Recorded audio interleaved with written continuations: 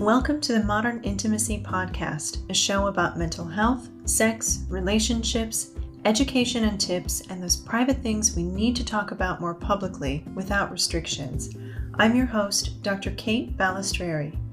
A licensed psychologist, certified sex therapist, packed couples therapist, and sex addiction therapist, I know that mental health is directly tied to the quality of our relationships and our sex lives. I'm passionate in my desire to smash stigmas and shine a light on societal issues that may be negatively affecting our lives, relationships, and sexuality.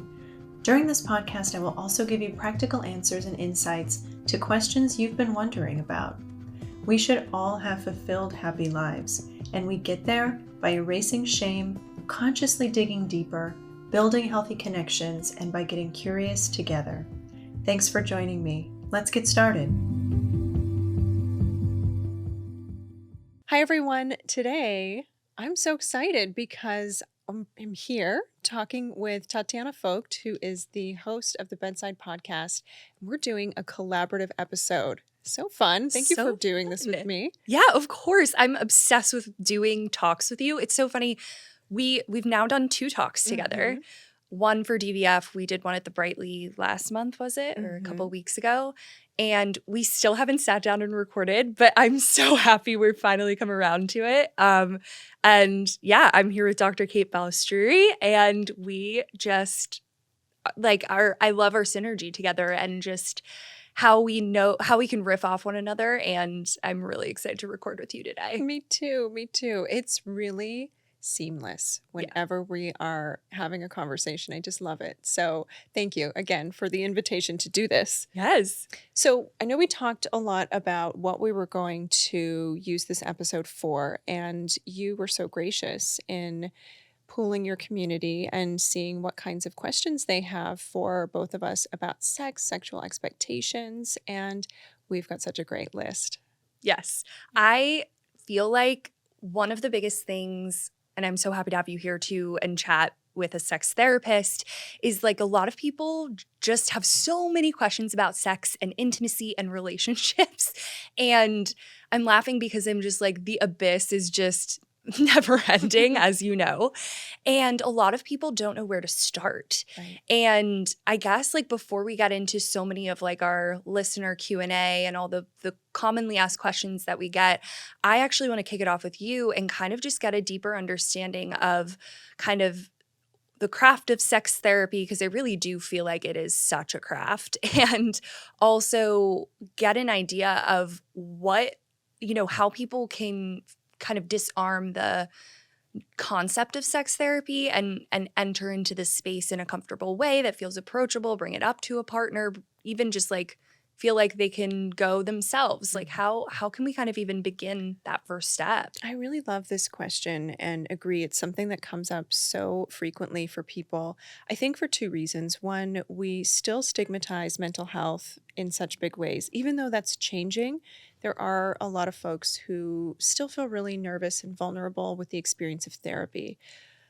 And then when we add sex into the mix, where people already feel so much more vulnerable a lot of the times, and also have a lot of fear around the stakes that can be sometimes attached to the conversations about sex, it can really create a lot of barriers for people being willing to come in and open up conversations within themselves with a therapist or with their partner with a therapist. But I think a great way to bring the subject up for yourself and with a partner is really to start thinking about, what does sex mean to you? How are you weighing it in your life? What place does it hold in the domain of your relationship or within your own experience of pleasure and self-exploration?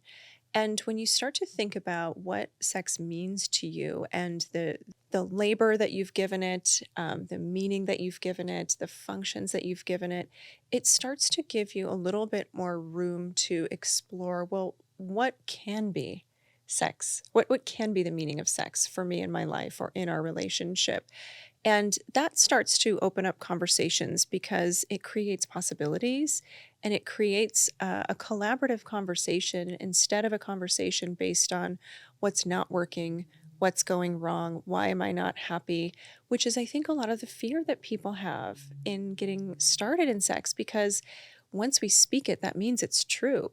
And that can bring up a lot of pain or anxiety for folks in their partnerships. Yeah, I guess I'm curious to get an understanding too of, do you feel like a lot of people come in with like one understanding of sex and intimacy and then you're reframing it um, in a different way? Like, do you feel like a lot of people have a same one way, I'm doing air quotes, of looking at what sex is? Or do you feel like everybody has a kind of different definition of it from the get-go? Absolutely. People attach different meanings to sex. They have different definitions of it. They have different reasons for wanting it. But we tend to operate with a lot of assumptions that our definition and reason for sex is the same as someone else's. And I think that's in large part because we don't get a lot of sex education in this country. So there's not a lot of understanding. And so we don't operationalize what we don't have a language for. So coming into sex therapy gives people a lot of room to build out a more involved blueprint for sex and to share some vocabulary and some language together, which gives them a lot of opportunity to build connection in the space. Wow, I actually love that. You're so good at explaining like these larger concepts. And I really love that way of thinking, because you're taking a very narrow-minded approach, which is none of our faults. Like you said, it's our system. It's a lot of the sex education, a lot of the puritanical dialogue that we have specifically in the United States that makes it feel so confined. But I love the notion of like coming into a space and just being able to expand definitions and ideas and ways of connection. So you're actually giving, we've spoken about this before on a couple of our talks where there's just not even enough language for intimacy. Right. It's so constricted. It is. And there's so much fear around even finding those words. So people are not incentivized to build vocabulary until the pain point is such that it's unbearable. Yeah. And that is what brings a lot of folks in. They start feeling disconnected from their sexuality. They start feeling disconnected from their partner or from people they're dating. And they really are looking to plug back into something that is vitality, that is energy, that is effervescence. And I think that's a really important and valuable place to be in life. And so when couples are in that space, a lot of them feel like, wow, we're here and this is a dark place in our relationship. But like every dark night of the soul, on the other side is something really fruitful if they're willing to lean into that space. Yeah, I love that so much. It's also reminding me, even like the other night, I was talking to my partner and I was kind of articulating how I've been wanting to bring a bit more like connection into our dynamic in different ways. And I was like, I kept tripping over my words. And at one point I was like, I just don't have enough language for this. And it's so funny because I keep saying the word romance, but I'm like, I don't mean romance. You know what I mean? So Yes. it's so interesting, trying to really get to the essence of something can be tough. So this is why like having something like sex therapy can be so impactful, because you can really dissect what you're actually trying to get after. And it's amazing. I actually still have yet to go to sex therapy, which is so interesting as someone who podcasts on this matter and It is. goes to therapy, but I haven't like fused the two together. Oh, interesting. Do you have any thoughts on why not? I think I just feel like I haven't entered a spot where I've wanted it or craved it or felt like I needed it. But that's not to say that I feel like you need to be like, I'm in crisis mode to go to something like sex therapy. But I definitely see it in like my toolkit as something as I evolve in my relationships and stuff. I think it's so important. I for sure can see myself going. I think that you bring up such a great point, right? A lot of people go to therapy in a reactive way, right? In general, something hurts, something's uncomfortable. I need to address something in my life, and that's what brings them in the door. And that's great if that's the motivation for them to come into therapy. The same is true for sex therapy. And again, there's no wrong reason to go to sex therapy if that's something that you feel would be interesting for you. I do think that it can be really fruitful for people who don't, air quotes, need anything, but want to explore a different kind of understanding about their sexuality. So both paths can be really fruitful and both paths are completely okay. I love that.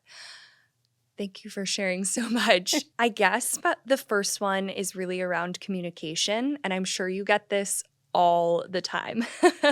I get this question a lot as well, which is really how can I improve communication with my partner about my sexual needs and desires? This is kind of like what we've just been talking about and lobbing off, but I think it would be nice to get a little bit more granular around, how can we initiate conversations like this? I think there's a lot of ways to initiate this conversation, and it really depends on how you as a person like to communicate. Some people don't know what they want or need, and they want that to be a collaborative exploration with their partner. And that can be one way to approach the conversation, right? I'm feeling a little bit like I don't really know, but can we explore together? And other folks really know what they want or they need. And so they can come into their partner, into the conversation with their partner a little bit differently and with maybe more precision. I saw this on TV or I read about this in a book. It really got me excited. Can we talk about it? Is this something that you would be interested in collaborating or participating with me in? Does it do anything for you? But I think it's so important to first establish a couple of things. One, have the conversation when you're both in a good headspace for the conversation. I don't recommend people do it during sex, right? Wait until you're finished with one sexual experience and then bring it up, because introducing this idea in sex that I want something different is important if something's not driving for you in the moment, but opening up a big panacea of let's try other things can sometimes take the vibe in a different direction. Yes. Yeah. But also it's really important, and I heard someone else use this language, and I can't remember who, but it was really beautifully said. When you're talking about sex, it's a vulnerable state. So if you're asking your partner to be vulnerable in this conversation with you, start first. Start by offering that vulnerability to your partner and be willing to say, can we talk about this? I'd love to share some of my fantasies with you. Are you open to it? Go first so that you're not doing that sort of like hit and run of, hey, I want to try this thing. Boom. Are you into it? And or saying, what do you want? And asking them to do the emotional labor first. Right. When they're like maybe not even in a space of thinking about it and you've Right. been thinking about it all day. Exactly. They're like, wait, where did this come from? What do you mean? I just want to eat my dinner. Yeah, I just got off a work call, whatever it is. Yeah. I love that so much. I totally agree. And I think like that's kind of similar advice I have too, which is really like leading with your own vulnerability first. I love your tip on not really addressing anything sex related while you're having sex. Although I do love, and people have heard me say this on the podcast before on Bedside, but for your listeners too, I love the idea of having the conversation and communication around sex right after sex. So when your feel-good chemicals are riding high, you've got dopamine, serotonin, all of the goodness is just you're in your afterglow of sex, if you will. And I feel like that's such a great time to recap sex. So I know the queer community refers to it as aftercare. I've coined it as kind of like the post-play talk. But really where you get to be like, how was that? Did you like when I did that? Opening the conversation for just feedback. And then also I love that time to infiltrate any sort of fantasies, because that's like you both are on the same page. You're not missing each other where you're at when you're outside of an intimate experience. You're both coming right out of it, and I think your mind is there, so it's nice to each meet each other talking about any sort of fantasies that you have, desires. I love that time. I find it so crucial, and honestly it's so sexy.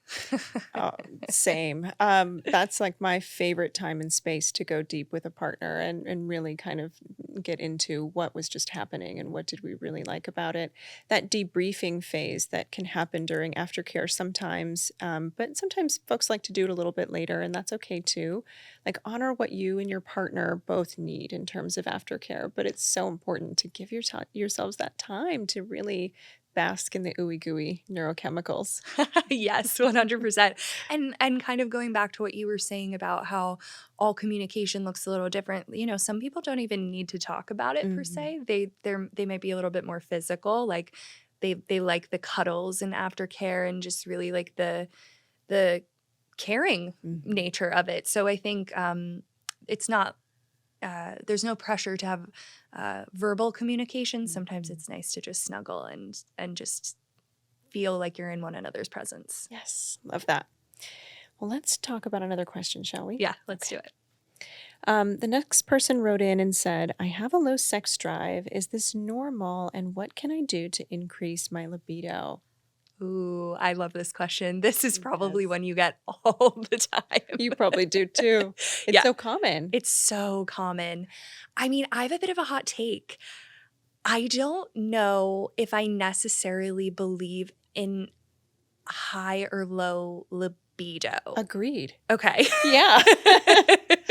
I think it's only high or low when you're comparing your libido to another person. Yes, without a doubt. Yeah. Because libido is something that completely ebbs and flows. It changes with what's going on in your life, with how stressed you are, with life events, with transitions, with just like where you're at. To me, it's like kind of also an indication of your health a bit too, like just your status of like how well you're taking care of yourself. I think for me personally, that is like a big reflection. I'm like, I can tell if I am really stressed, like it'll be an indicator in my libido.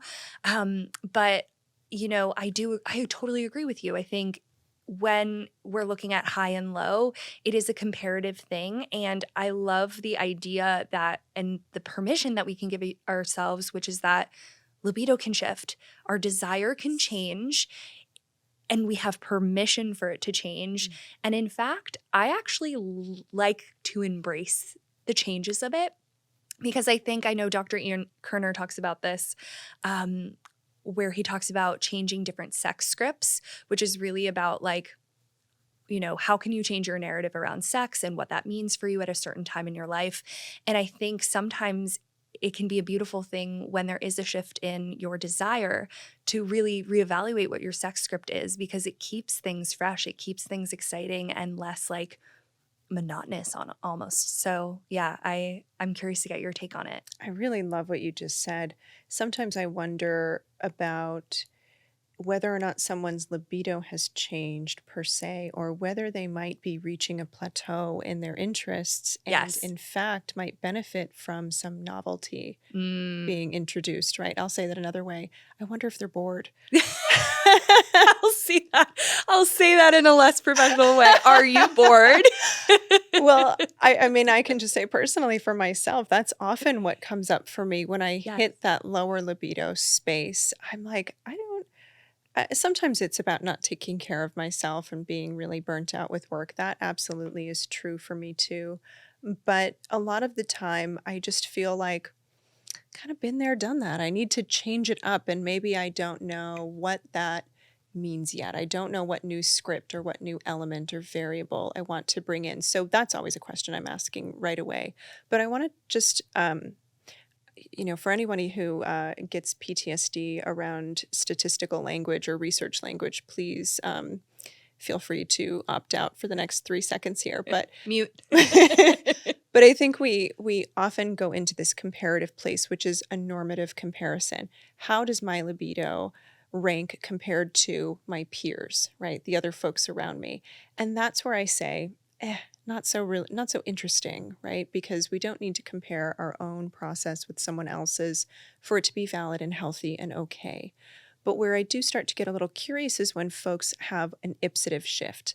So an ipsative shift means, is my data different than my earlier data? So you're comparing your current to your past. And for a lot of folks, that's where the concern comes in.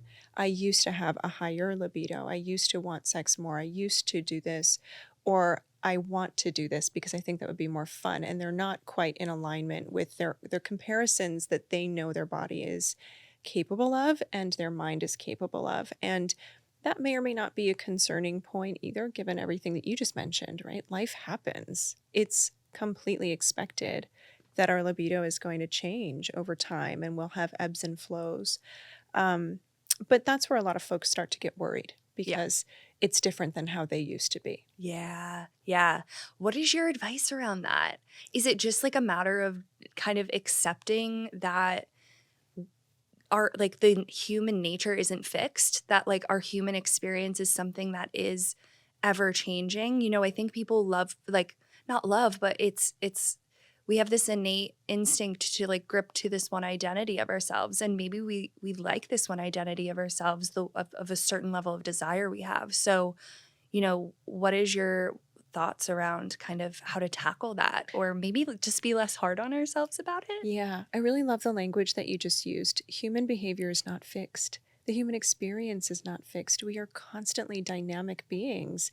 So I think one of the places to start is to really understand and have compassion for the fact that it's, again, expected that you're going to have differences in how hungry you are, how tired you are, how interested you are in different things, including sex, and how much bandwidth you have for those interests based on the other environmental or internal things going on. So I usually ask people to get a little bit more curious about their life more holistically.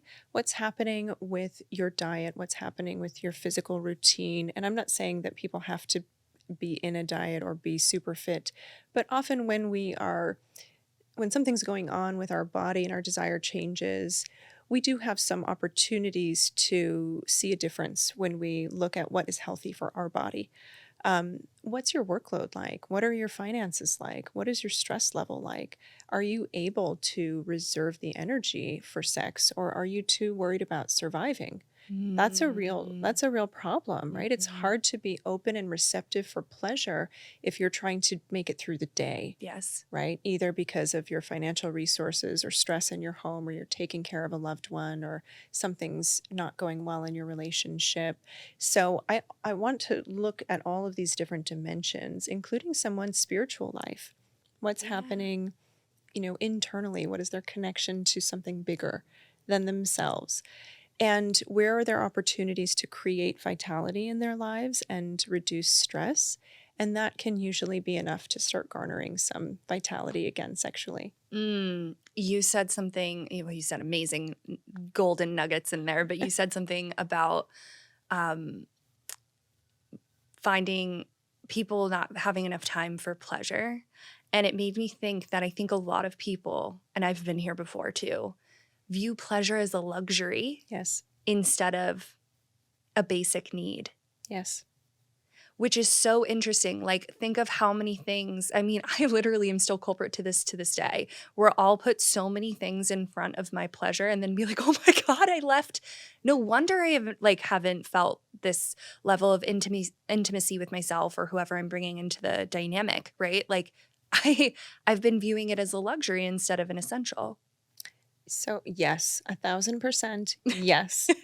Um, Last month on my Substack, I talked about pleasure all month and really focused on helping folks bring that back to the forefront because you talk about this a lot, developing a daily pleasure practice. It is something that when I think you talk about with people, they initially are like, what kind of woo-woo nonsense is that? Yes.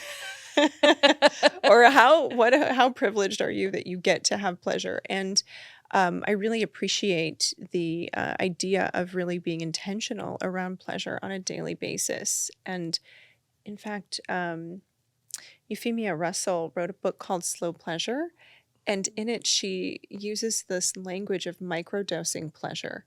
And I thought that was a really, I right? love it. It's such a great idea to think about, okay, if I don't have the time, space, or bandwidth to do something that's so big in pleasure, that's what people really think sometimes. I have to go big or go home.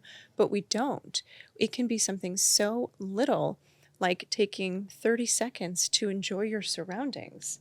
Yes. That's accessible to us. Yes, Yeah. 100%. I'm so happy that you brought this up because it's funny because I find that a lot of ideas and implantations of ideas that are happening like on the internet and like just in real life, like plant seeds within many different heads. That was a weird way of, that was a very odd sentence. We'll move on from that. Anyways, though, you saying micro dosing pleasure, I've been experimenting with this concept called like of micro moments, really, where it's just like this idea of, you know what, well, I actually don't have the amount of time for something, could be anything, but I'm going to, instead of the all or nothing approach of, well, I don't have 30 minutes to meditate, so I'm not going to meditate. Well, I have 60 seconds. I have 90 seconds. Can I just close my eyes and breathe for a second?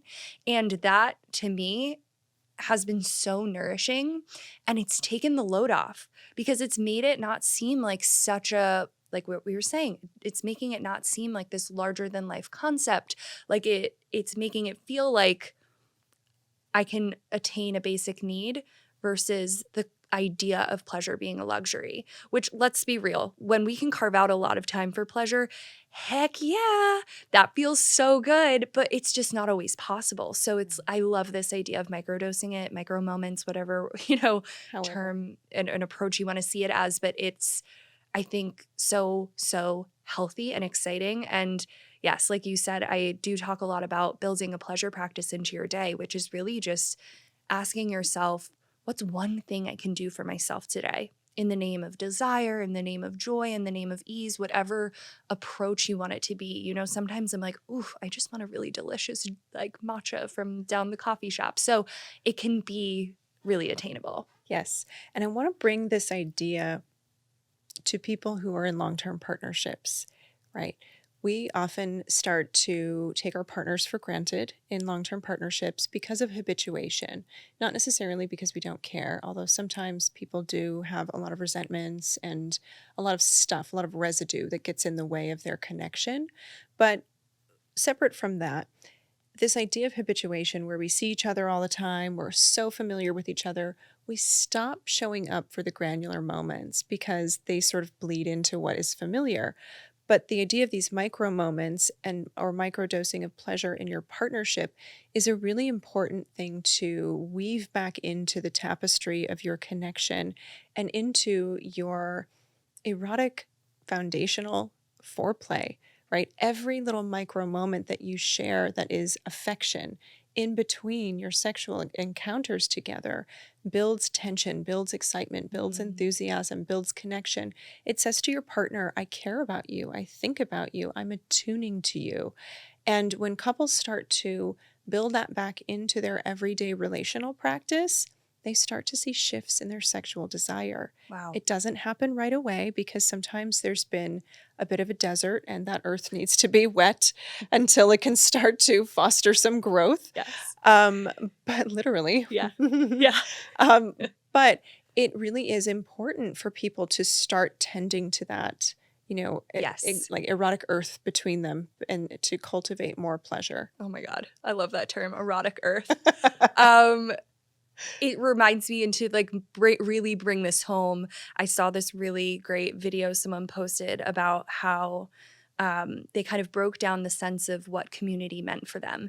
And they just filmed, kind of 2 to 5 second clips of their day walking through. They were in New York City, them picking up their dry cleaning and saying hi to the like person who owns the shop, and they basically compiled together all these micro moments, and then they were like, see this at the end, and like they played it all together really fast, is my sense of community. Like all these little things that seem so unimportant actually are so important. And I loved it. It was like, it gave me chills when I saw it. And this is what it's kind of translating for me into an intimate life as well, right? Like these smaller moments that you don't think are as important are actually so impactful to your larger definition and meaning of what an intimate life is. Love that. That is so beautiful. Yeah, our partnerships are our first source of community, right? And if you're not in partnership with a romantic partner, everyone around you is your first source of community. Every opportunity. Love that. Even like having that moment at the dry cleaner does feel like such an important place to recognize the connection potential. Oh, absolutely. Yeah. Yeah, I love it. that's great. Let's go on to another question. Okay. I actually would love to ask you this. Okay. Someone says, how can I overcome performance anxiety and improve my sexual performance? This is such a great question. And it happens so frequently for people of all genders because there's so much that we, again, assign to sex in terms of meaning around our identity, our worth, our opportunities to be in relationship. But I think the first step is to one, rule out any medical conditions that might be happening. Assuming there are no medication issues or, or medical issues that might be contributing to some kind of anxiety, I really encourage folks to start doing some deeper work around regulating their nervous systems and then learning how to regulate their anxiety in non sexual ways. That can be really useful in learning how to regulate their anxiety in sexual situations.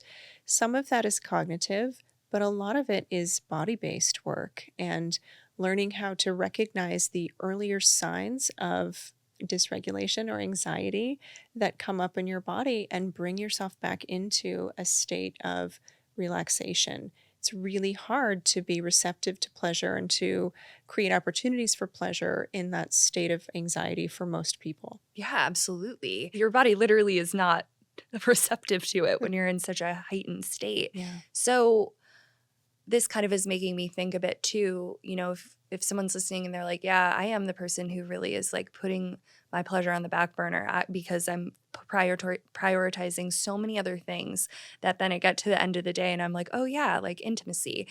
Um, what is your advice? And that's where I see maybe performance anxiety, one of the many reasons for, Mhm. because there are a plethora of ways that it can impact you, but I can also see that being a pretty prevalent concept if you're not prioritizing it and you're just kind of trying to squeeze it in last minute, check off a to-do list item, Mhm. and it's not happening. So what is your advice around kind of making sure that we're really getting allowing our nervous system to relax and not feeling so much pressure to I think a lot of folks would benefit from uncoupling this idea of sexual performance from how, again, they see themselves as individuals.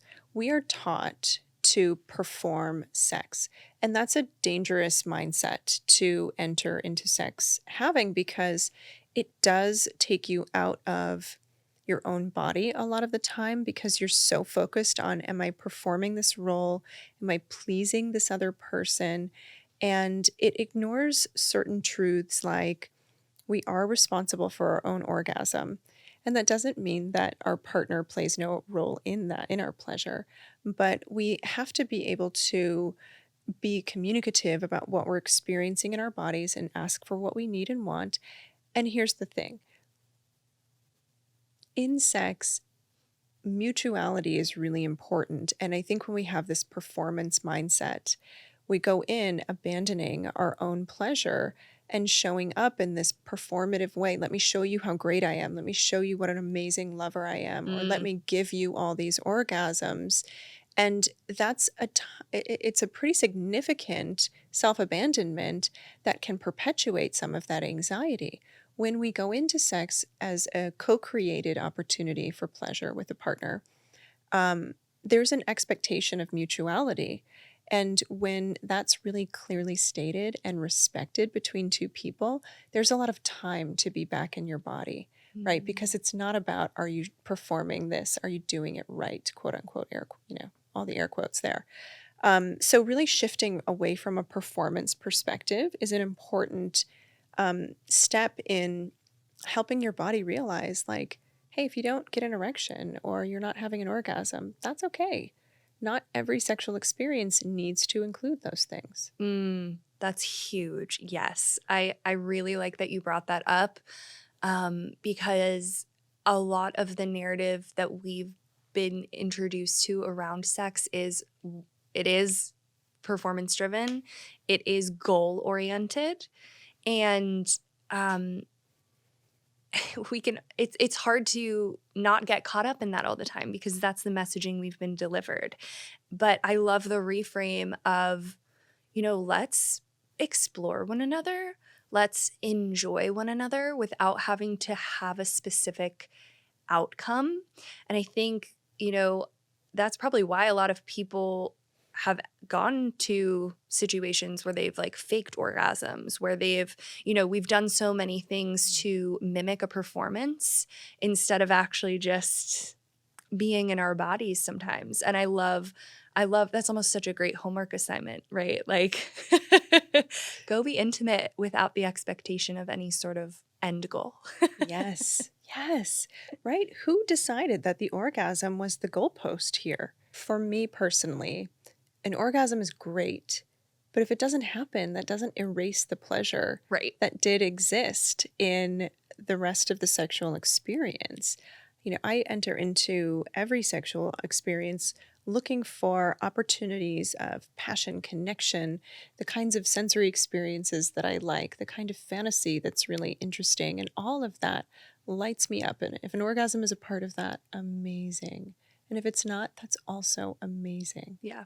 Yeah. Right. I love that. And it allows, like you were just saying, I love what you just said, because to me, it's like being able to puzzle piece all the different things that I was going to say that scratch your itch. Yes, please. But it's true, because I think it's like, you can go in wanting to explore fantasy. You can go in wanting to explore different erogenous zones. And I think that is such a playful nature that has such exciting outcomes that aren't, it's like the orgasm is like one thing of the many plethora of ways that you can experience the joy and eroticism of play and intimacy. So it's just, again, going back to what we said at the way beginning, like expanding your definition and outlook of what the like connection can be and what a dynamic can play out to be. Mm-hmm. So exciting. It is. It really is. Do you need a minute? Yeah, guys, I need a nice cool sip of water. Oh, well, I think one of the questions that often comes up for me around this topic is, how do I approach sex in casual dating? Right? Because there's some benefit to having a long-term partner in the sense that you're a little bit more familiar with each other's bodies, hopefully, and you have more comfort with each other's scripts, again, hopefully. But when you're just getting to know someone, there's a lot of confusion about dating and how do I weave in sex? How do I ask for what I need? Am I too much? Am I not enough? What would you say to folks who are getting to know someone and they are having concerns about how to introduce sex into the mix? I think, so first off, I think I'll get to the introduction piece in a second, but I think the first time you have sex with a new partner, and let's say it might not have been exactly what you thought it would be, or it's not that great, like it's good, not great. I say give it a second chance, because I think it takes a second for people to establish a dialogue between bodies, between how you connect with someone over time. And the first time that like people come together, sometimes someone might have been in a longer term partnership and might be familiar with how they used to connect with someone else. Like you're learning a whole new language, an entire new sex script is being developed.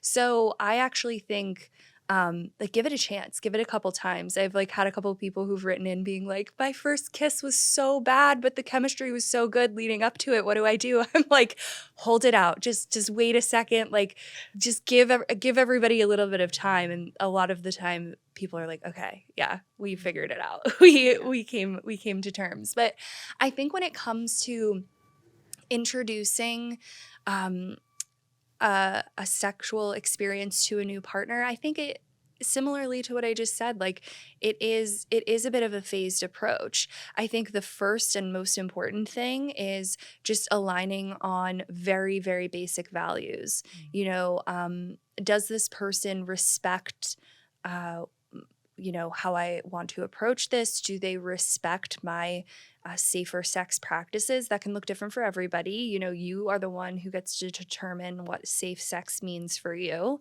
And is this feeling consensual? And like, there is room for this to be co-created. If you enter an experience where you're like, wow, that was like, there was no room for me in there, that's a bit of don't want to say a full red flag, but a yellow flag, right? Like, you want to enter into dynamics where you feel like there's space to co-create. So I would say kind of aligning on values first and foremost, and then, easing into that level of connection where, after you do have some sexual experiences, having those post-play talks, expressing your needs and your desires, and kind of seeing how you can further develop what that script looks like for you. So I think it's a phased approach. I don't think it's like because I think a lot of people get intimidated. They're like, how do I talk about sex with a new partner? And they almost think that it needs to be all laid out on the table, like over dinner. Mm-hmm. And I think it's a little bit more there's a more gradual approach.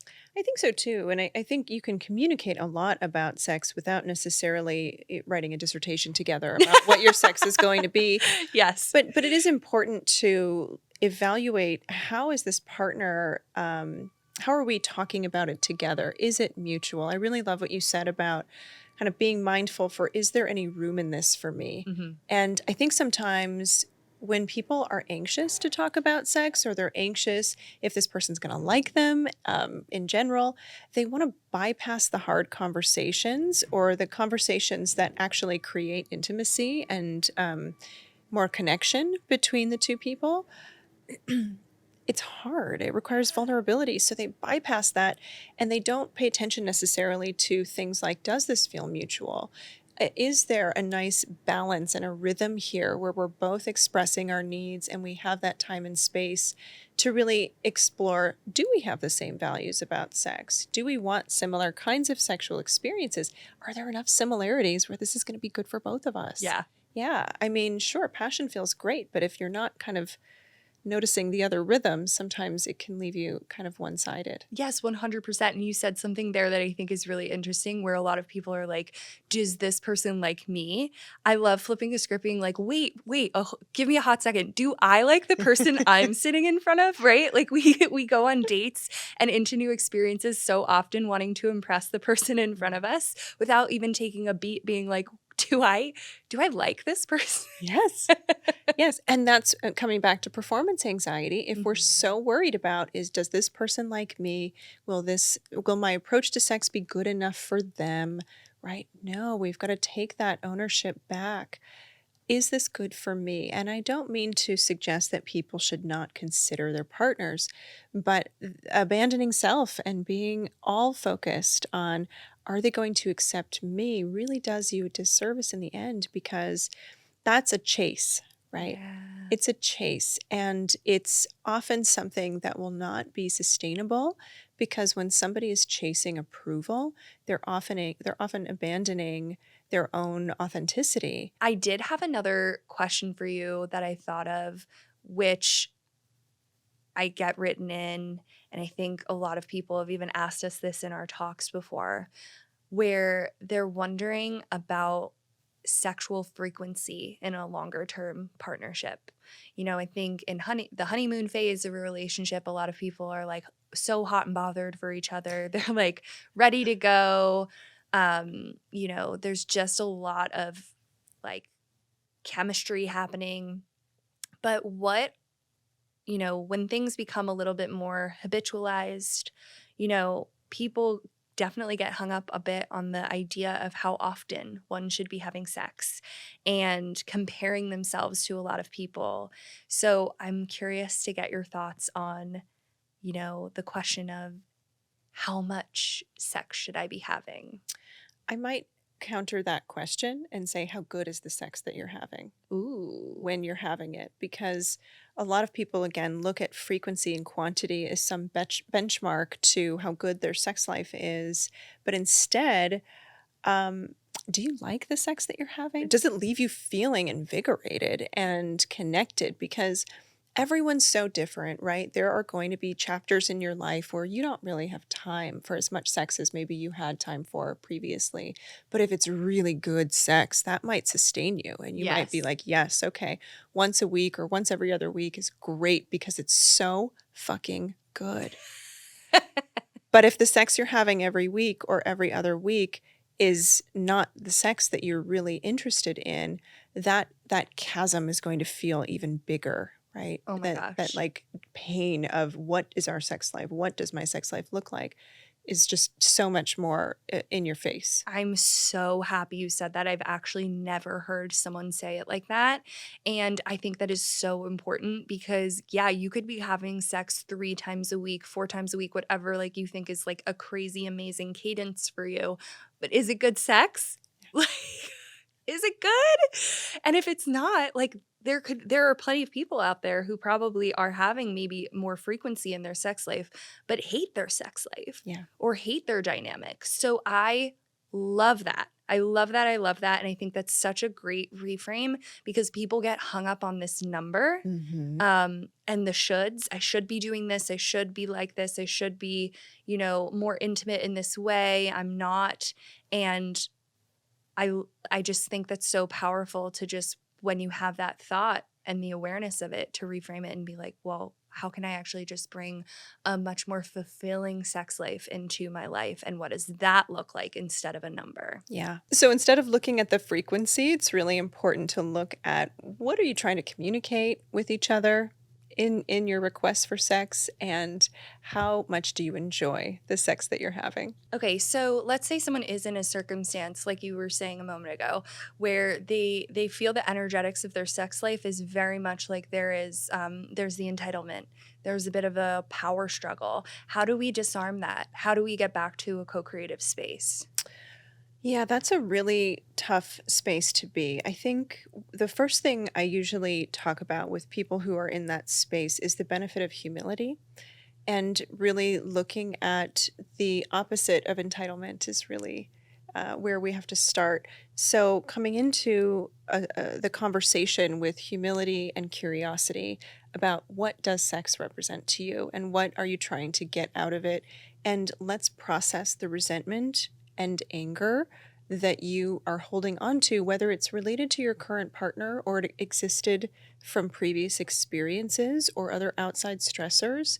Usually we have two paths to entitlement: resentment that's just gone unaddressed. It just it morphs into entitlement because our bodies say, "Oh, it's so hard to be powerless in this state of resentment." So unconsciously we shift into entitlement because at least that feels activating, like, oh, we could solve the problem now. So Mm. give me what I've been asking for. Mm. And that entitlement feels empowering sometimes in our nervous systems, but it feels so gross to the other people around us. Yeah, Yeah, yeah. It's like a reclamation of control, it but it's is. coming out of just a really tough space. It is. And the other path to entitlement is false empowerment, right? If someone has been told that they are entitled to something, they should have something, they can get something, it is theirs to be consumed, experienced, felt, all the things, they're not going to have as much capacity to tolerate the distress of delayed gratification or having to have hard conversations that involve negotiation. Mm. And those two paths can be very different. Sometimes they're both online. But when we're looking at entitlement sexually, that's an immediate recalibration in the partnership. We've got to look at what's happening in the power dynamics, the control dynamics.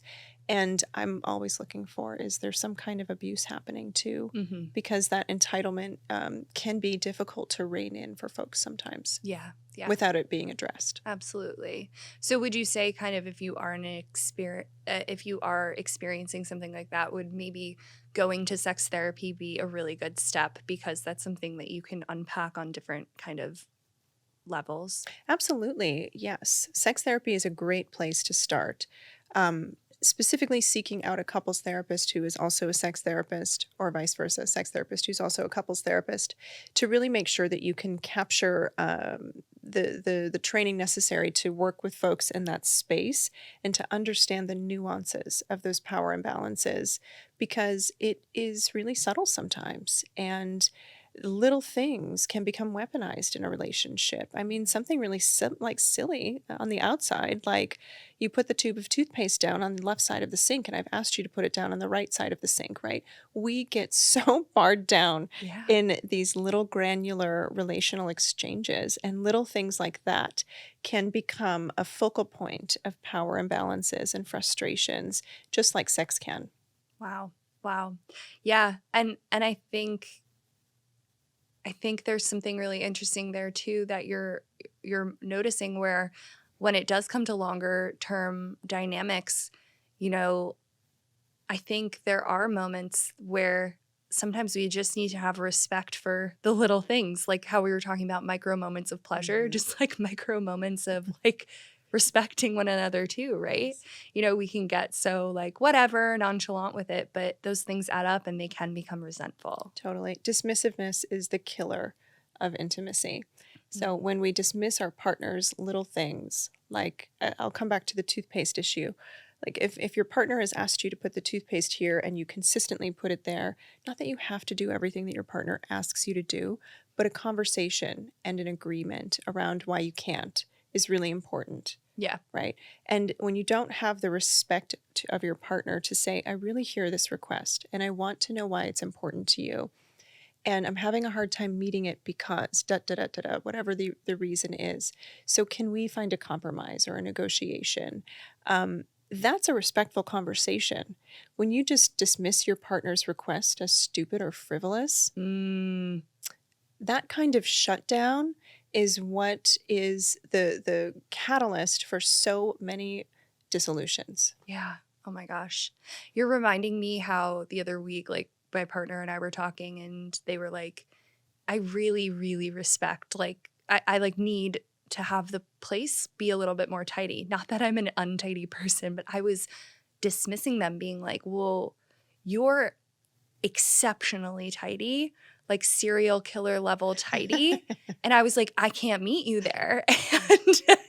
And I thought it was silly for so long until like we had a really, really good discussion around just like when things are a little bit more organized or when you're a little bit more mindful of where you place your bag or your coat or whatever, that like trickles down into so many other levels of our connection. And so anyways, I think that's a really interesting thing to not miss and take seriously, right? The thing is, like, when we dismiss our romantic partners, that bleeds into sex too. Yes. Right? Yes. If your partner's constantly like, oh, that's stupid, or I don't know why you need that, or no, I can't, that little dismissive that we do, that is just an eroticism killer. It's death in your bed right there. Death in your bed. Yeah, you heard it here, guys. You heard it here. I loved this. This was great. I feel like we could go for a whole other hour on all of these topics, but I think this will just be a nice little teaser for an eventual part 2 with us, because I love doing this with you. This was really wonderful. And to all of our mutual listeners of the Bedside podcast and the Modern Intimacy podcast, please write in and let us know if you want to see more collaborations like this. Tatiana and I have talked about doing some series together and really merging the wisdom of our communities and our own experiences together to have more dimensional conversations about sex, love, and relationships. So if you're into it, let us know. Yeah, I have such a fun name for this series. Oh, what is it? I feel like it could be like, it's like you asked a sex therapist answers or something Love fun like that. that. I don't know. I like Dr. Kate said, let us know if you like this series, because I think this would be so fun, so we can kind of answer your real questions in real time, and kind of dismantle what breaking down intimacy and connection can look like. So this was so much fun. This was really fun. Thank you again for coordinating it, and looking forward to next time. Yeah. Thanks, everyone. Thank you, guys. Bye. Thank you for listening to the Modern Intimacy Podcast. On Instagram, follow me at Dr. Kate Balestrieri and at The Modern Intimacy. On TikTok, check me out at Dr. Kate Balestrieri, and on Twitter at Kate Balestrieri. Everyone has questions about mental health, sex, and relationships. Send yours to me via DM on Instagram or email them to questions@modernintimacy.com and I'll answer some at the end of each episode. Visit the website, modernintimacy.com, to schedule a consultation with a member of our team or to sign up for our newsletter. Let's meet back here next week. New episodes air every Tuesday. Reminder, this podcast is for education and entertainment purposes only and is not a substitute for mental health services.